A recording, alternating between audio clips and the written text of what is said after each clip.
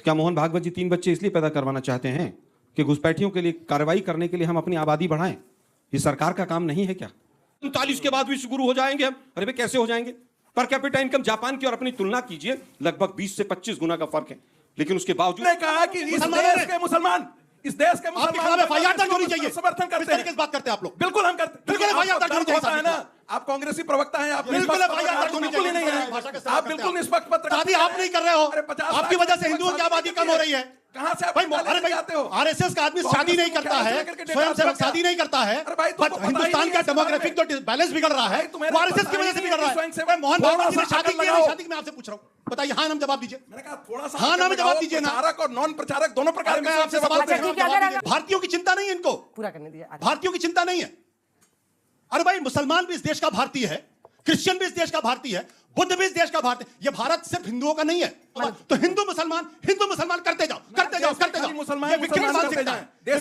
नमस्कार दोस्तों, आरएसएस प्रमुख मोहन भागवत ने ये बयान दिया है कि देश में लगातार हिंदुओं की संख्या घटती जा रही है, हिंदू अल्पसंख्यक होते जा रहे हैं और देश में बांग्लादेशी घुसपैठियों की संख्या बढ़ती जा रही है। इसलिए अब हिंदुओं को अपनी संख्या बढ़ाने के लिए 2 की जगह 3 बच्चे पैदा करने चाहिए। तो दोस्तों, आज की डिबेट इसी मुद्दे को लेकर कांग्रेस के प्रवक्ता आलोक शर्मा, राजनीतिक विश्लेषक आशुतोष वर्सेस भाजपा के प्रवक्ता प्रदीप भंडारी और राजनीतिक विश्लेषक संगीत रागी के बीच में होने वाली है, जहां पर डिबेट में आरएसएस के द्वारा दिए गए इस बेतुके बयान को लेकर आशुतोष और आलोक शर्मा दोनों ने मिलकर इन भाजपा प्रवक्ताओं की बहुत ही मजेदार तरीके से धुलाई की है। तो दोस्तों, डिबेट बहुत ही शानदार होने वाली है। तो चलिए बिना देर किए आज के इस डिबेट को स्टार्ट करते हैं। सवालों की शुरुआत करते हैं। ये जो संघ प्रमुख बता रहे प्रदीप भंडारी जी, ये क्या आपकी सरकार की भी सोच है? क्या हम एक मतलब ट्रांजिशन कर रहे हैं? अब हम मानते हैं कि 3 बच्चे होने चाहिए हर घर में। अंजना जी, जो नेशनल डेमोग्राफी मिशन है वो इन सभी विषयों के ऊपर जांच पड़ताल करेगी, पर मुद्दा बहुत इंपॉर्टेंट है। जापान के अंदर, जापान एक समय में एक यंग कंट्री हुआ करता था। आज स्थिति यह है कि जापान में 10 में से 1 व्यक्ति की उम्र 80 साल से ज्यादा है और जापान जो पहले डेमोग्राफिक डिविडेंड जापान का हुआ करता था, आज जापान एक ओल्ड कंट्री बनकर रह गया और उस तरफ बढ़ रहा है और वहां पे अब युवाओं की बात हो रही है। हम एक डेमोग्राफिक डिविडेंड की बात करते हैं और यह सच्चाई है कि हमारी डेमोग्राफी भी बदल रही है। यह बात जानना जरूरी है कि यह देश के अंदर अलग अलग इलाकों के अंदर हिंदुओं की जनसंख्या कम होती जा रही है। मुर्शिदाबाद के अंदर जहां पहले हिंदू मेजॉरिटी के अंदर हुआ करते थे, अब हिंदू माइनॉरिटी के अंदर हो चुके हैं। संथाल परगना के अंदर जहां पहले आदिवासी समाज के भाई बहन 35% से ज्यादा थे, आज उनकी जनसंख्या 25% पे आ चुकी है। कटिहार के अंदर जहां पहले हिंदू बराबर पे हुआ करते थे, आज हिंदुओं की स्थिति यह है कि वहां माइनॉरिटी में आ चुके हैं। असम के अंदर जहां 70% से ज्यादा हिंदू आजादी के बाद थे, आज स्थिति है कि उनकी जनसंख्या जो है 50, 55, 60% पे हो चुकी है। और इन सब इलाकों में जहां हिंदू की आबादी घटी है, वहां पे हिंदू व्यक्ति ना चुन पाता है, हिंदुओं को वहां से विलुप्त होना पड़ता है। तो एक सेइंग है, डेमोग्राफी इज डेमोक्रेसीज डेस्टिनी। तो देश की यूनिटी और इंटेग्रिटी के लिए जरूरी है कि जो घुसपैठिए हैं उनके खिलाफ कार्रवाई करी जाए। साथ में हम एक युवा शक्ति है, हमें $4 ट्रिलियन की इकोनॉमी है, हमें 4th लार्जेस्ट इकोनॉमी है। आगे चल के हम ईवाई रिपोर्ट कहती है 3rd लार्जेस्ट इकोनॉमी होगी। उसमें युवाओं की भागीदारी अहम है और उस युवा की भागीदारी के अंदर हमारा डेमोग्राफिक बैलेंस बनना अति आवश्यक है।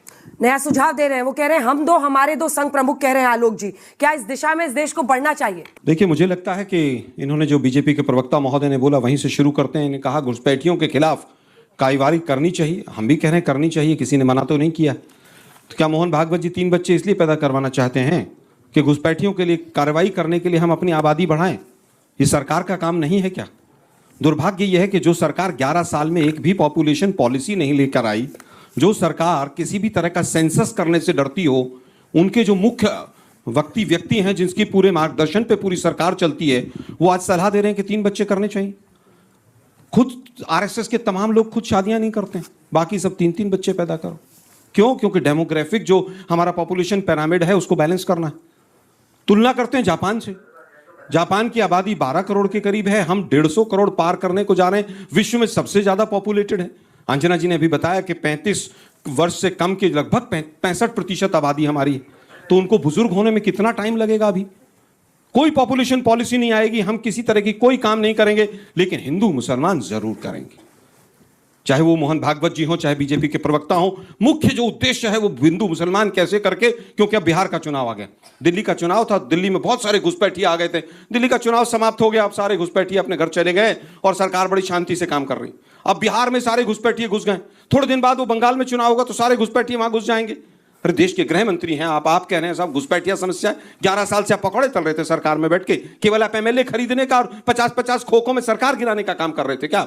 आपने कितनी फेंसिंग की उसको संसद में बताइए ना। आपने कितने घुसपैठियों को, बांग्लादेशियों को वापस भेजा, इसको बताइए ना। इलेक्शन कमीशन को अपना पिट्ठू बनाकर आप बिहार के चुनाव को घुसपैठियों के नाम पर हिंदू मुसलमान में बांटना चाहते हैं। ये मोहन भागवत जी का बहुत गंदा प्रयास है। ये प्रयास बिहार की जनता और देश की जनता स्वीकार नहीं करेगी। आप बताइए ना, 11 साल में आप एक पॉपुलेशन पॉलिसी को लेकर आए हो कि हम कैसे पॉपुलेशन को कंट्रोल करेंगे, कैसा हमारा पॉपुलेशन पिरामिड 20 साल के बाद होगा, 47 के बाद विश्व गुरु हो जाएंगे हम। अरे भाई कैसे हो जाएंगे? पर कैपिटा इनकम जापान की और अपनी तुलना कीजिए, लगभग 20 से 25 गुना का फर्क है, लेकिन उसके बावजूद हम तुलना जापान से करेंगे। ये केवल और केवल चुनाव को हिंदू मुस्लिम करने का एक कुत्सित प्रयास है और हम इसकी आलोचना करते हैं। आप सेंसस कराइए और पॉपुलेशन पॉलिसी लेकर। मिस्टर रागी, ये मंशा है हिंदू मुस्लिम करने की। देखिए अंजना जी, कांग्रेस पार्टी को बता दूं कि 1984 में आईएमडीटी एक्ट लाया और आईएमडीटी एक्ट पर सुप्रीम कोर्ट का ऑब्जर्वेशन और डिसीजन आया 2005 में। सुप्रीम कोर्ट ने कहा कि आप बांग्लादेशियों को बाहर भेजने के लिए नहीं आईएमडीटी एक्ट लाए हैं, आप बांग्लादेशियों को इस देश में बसाने के लिए और देश की सिक्योरिटी को खतरा पैदा कर रहे हैं। यह सुप्रीम कोर्ट का ऑब्जर्वेशन था, कांग्रेस पार्टी के द्वारा लाए गए आईएमडीटी एक्ट के खिलाफ ये सुप्रीम कोर्ट का था। फिर क्या किया कि आईएमडीटी एक्ट को जब सुप्रीम कोर्ट ने निरस्त कर दिया तो 2006 में इन्होंने फॉरेन ट्रिब्यूनल्स एक्ट लेकर के आया, जिसमें एक ट्रिब्यूनल था जो कि फॉरेनर्स को आइडेंटिफाई करता। फिर सुप्रीम कोर्ट ने इनको डांट लगाई और कहा कि ये जो, और उसको निरस्त किया, फॉरेन ट्रिब्यूनल्स एक्ट को निरस्त किया, ये कह करके कि आप उसी ये बैकडोर एंट्री से आप बांग्लादेशियों को बसाने के लिए आ रहे। मैं उस समय का डेटा बता देता हूं कि 1971 24 दिसंबर संभवतः 1971 एक पीरियड था जिसके बाद कहा गया था कि जितने भी बांग्लादेश से आए हुए हैं वे सारे के सारे घुसपैठिए माने जाएंगे। वो चूंकि कांग्रेस पार्टी का वोट बैंक हुआ करता था। आपको मैं बता दूं, पूरे पश्चिम बंगाल के सीमावर्ती जिलों की डेमोग्राफी बदल गई है मित्रों। और वहां पर टीवी राजेश्वर जो थे, बंगाल के गवर्नर थे और आईबी के डायरेक्टर रह चुके थे, उन्होंने कहा इन्हें पूरे के पूरे बांग्लादेश के किनारे सटे हुए जितने हिंदू हैं औने पौने दाम पर अपनी जमीनों को, जायदाद को बेच करके भाग रहे हैं। क्योंकि 10 सेकंड प्लीज, तो घुसपैठिए हटाइएगा कि 3 बच्चे पैदा करने नहीं नहीं, सुनिए, मैं उस पर भी आ रहा हूं। नहीं नहीं, घुसपैठिए आने दीजिए, इधर भी पॉपुलेशन बढ़ाने। मैं इस, चूंकि आलोक जी ने मैंने कहा कि आलोक जी ने कहा कि घुसपैठिए को आपने भगाया कि नहीं। आपने इस प्रकार का घटिया कानून लाया क्योंकि मुसलमान बांग्लादेशी घुसपैठ की आपके वोट बैंक हुआ करते थे। आप ही के पार्टी देवकांत बरुआ ने कहा था अली और कुली के सहारे हम आसाम के अंदर शासन करते हैं। ये आपने तो उनको बचा करके इस देश में पाकिस्तानी और बांग्लादेशी पॉकेट्स खड़ा कर दिए और आज आप कहते हैं कि पकौड़े तल रहे हैं। पता नहीं, हर डिबेट में कहते हैं पकौड़े तल रहे हैं, क्या पता नहीं पूर्व जन्म में क्या थे, पकौड़े तलने वाले थे या क्या थे, मुझे नहीं मालूम, लेकिन हर समय पकौड़े तलने की बात करते हैं।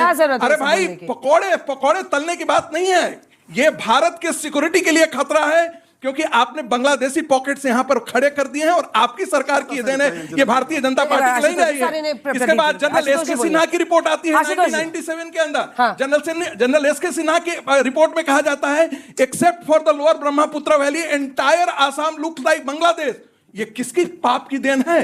ये कांग्रेसियों की और वामपंथियों की पाप की देन है। और इस देश के मुसलमानों ने इस देश के साथ गद्दारी करते हुए उनको सिटीजनशिप राइट दिलवाया, उनको राशन कार्ड की व्यवस्था करी और ये सारे इसलिए हुआ क्योंकि वो मुस्लिम थे।